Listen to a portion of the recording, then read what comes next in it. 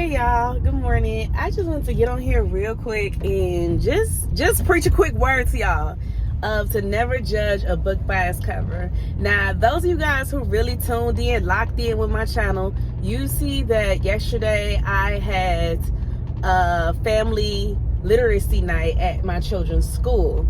So I went up there and I just had on my hat and my hoodie, matched my shoes, my little pink thing. But I went on there yesterday and we all the parents met up inside of the cafeteria. Now, it was a lady going around and she was asking, let me clarify. It was only 3 parents in the room, right? It wasn't a lot of parents there. But I can hear, I have really good hearing.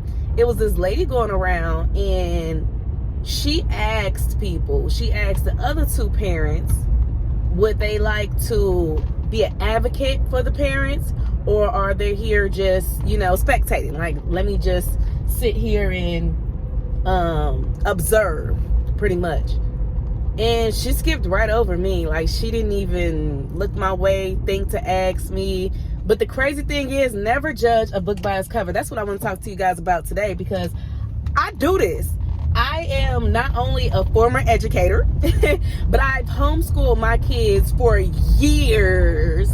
And this is their first time back in regular school in a while, So it's crazy how this is right up my alley. Like, even when I was a preschool teacher, I had my kids going to that same school as well back in the day.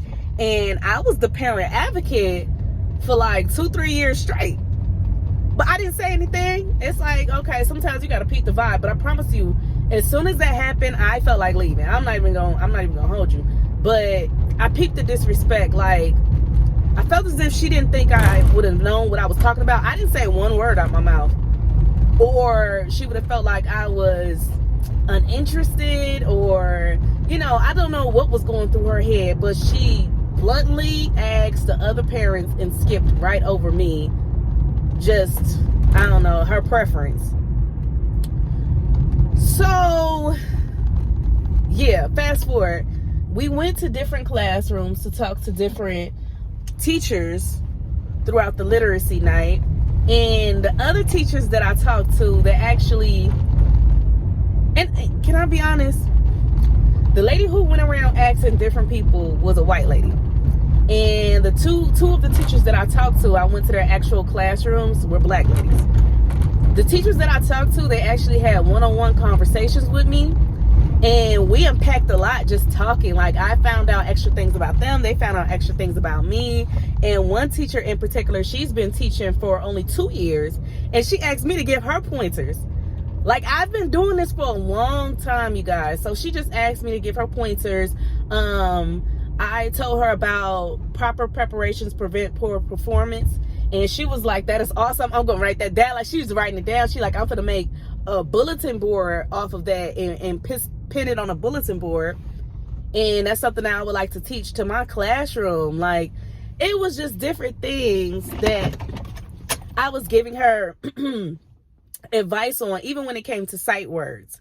Right? So she's cutting them up, and my son knows all the words. Like I said, he was homeschooled. Like, I was on it. He knows all the words. He knows how to spell all the words. She was like just mind blown off of that. And I was like, something you can do for children to give them more of a challenge with the sight words, you can actually have them like scramble the sight words up, and you can have them run to the whiteboard and write them out.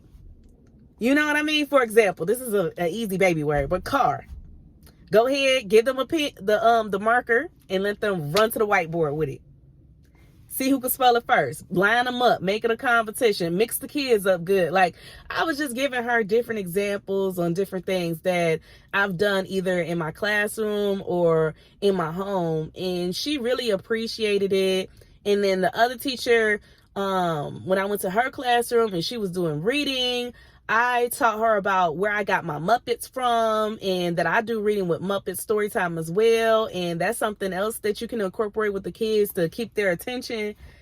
And she was just like, oh my gosh, like, okay, yeah, like, Y'all, I just want to say, never judge a book by its cover. Never think just because, you know, a person wears a certain thing that they're not interested. I got up and I showed up.